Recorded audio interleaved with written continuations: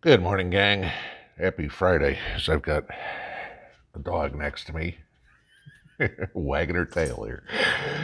Okay, this is something serious, and you guys need to pay attention to it. Here it is. It's spring. It's kind of funny that I'm doing this as it's supposed to be pouring rain all day today. But then again, look at where I am. I mean, physically being in East Tennessee. We all know water is huge. Food is huge as what we need for life. Okay. We have a little bit of problem with that. And I'm going to start out. I want you to take a look at this map here real quick. All right. So take a look at this. This is the drought map for 2022. Now, anything in red there is extreme drought. Anything in dark orange is severe drought. Anything in light orange is moderate drought. I've pretty much just described the entire western half of the United States. Now, let's take a look at who's included there. California, mentioned before, 10th largest agricultural country, if it was one, in the world. Basically completely covered in drought, okay? I mean, the best case scenario is the San Diego area that's, only in a moderate drought, okay? Oh, I don't know. Let's look at Nebraska, Kansas, Oklahoma. With the exception of Kansas there, about a third of it, drought. Let's look at Texas. Texas is toast, okay? Almost the entire thing, maybe, I don't know, it's a little north of Houston there where they're not in drought, and that's about it. Guys, this is where all the food comes from.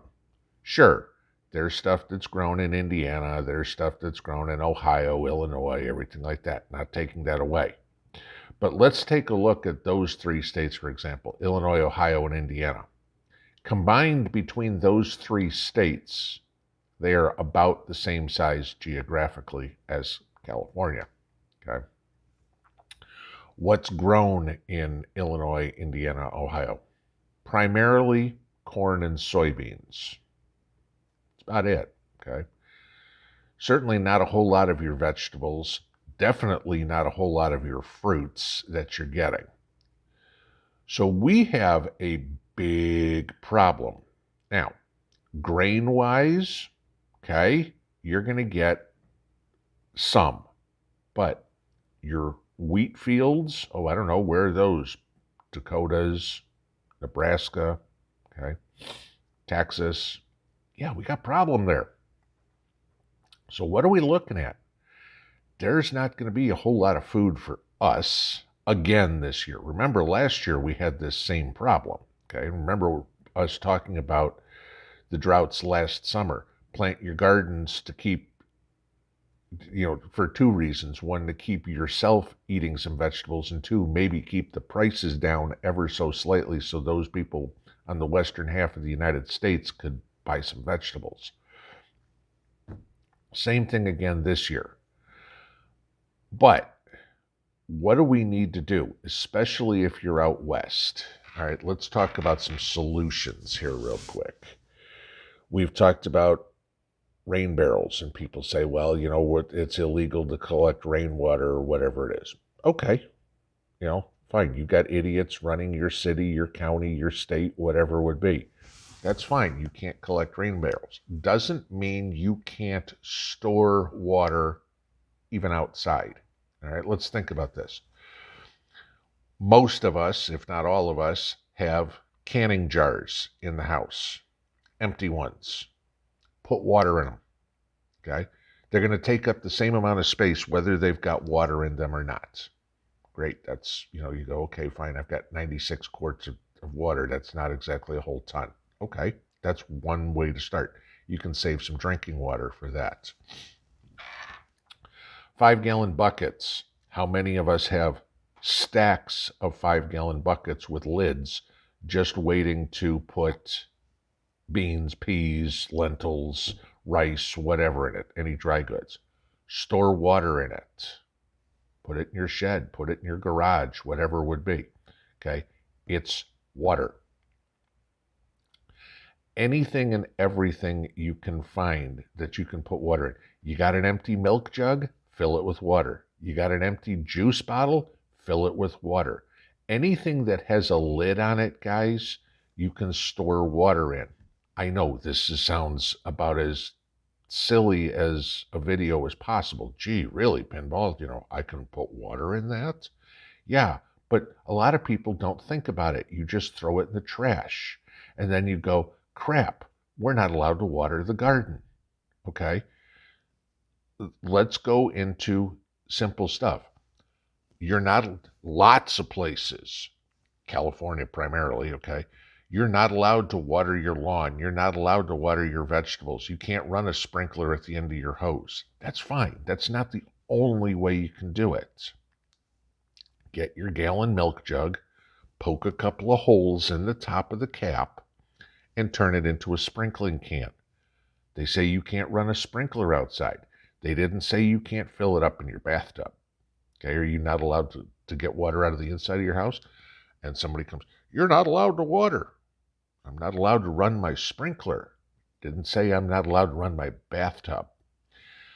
Start thinking outside the box, guys. This is gonna get critical because without water, we don't have food. I'm not telling people to start trying to figure out how to desalinate ocean water or something like this. But how can you store water, which is the hardest thing for any of us to store because it takes up space? But we always talk about that as to how to store drinking water. That's fine. Okay, we have to store some drinking water, no problem. But you also need to figure out how to store water to grow your plants, anything of the sort. I don't care about your grass getting brown. That's not the big deal. You're not eating your lawn, okay? But your garden needs to get watered. Figure out ways around it. Like I said, store water in anything creative. When you're watering your garden, okay, fine, you're doing it overhead and you're losing stuff to evaporation. Typical plant needs about 2 inches of water a year, or a week, okay? If you get a gallon milk jug filled up, that will give you 2 inches of water for about 4 plants each week. Direct water it right on the roots. You're there. You'll keep your garden growing. You live in New Mexico, you live in Arizona, you live in Nevada, whatever it is, and it's hot. This is probably the best way to water your gardens. When you're doing it, okay, you should do it this time of the morning. Let the water get in, and before the sun comes up, and get the water to the roots so the plants can fight against the heat of the day. So they've got that moisture now. Anywhere you go, early morning is the best time to water. I know some people will tell you, late evening works too, all right, or late afternoon, not late evening. The problem with that is that's where you're going to start getting your diseases with your plants, because if it gets cool, desert gets cold at night. You guys know that too, all right? You don't want to have that water where it hasn't evaporated from the surface and start where at least sunk into the ground and let disease fester there, okay? Water first thing in the morning, give the plants the strength to go through the daylight, and go from there. But guys, please, especially looking at this, store water any way, anywhere, anyhow you can. You gotta get creative. Otherwise, you're gonna be hungry. Pinball out.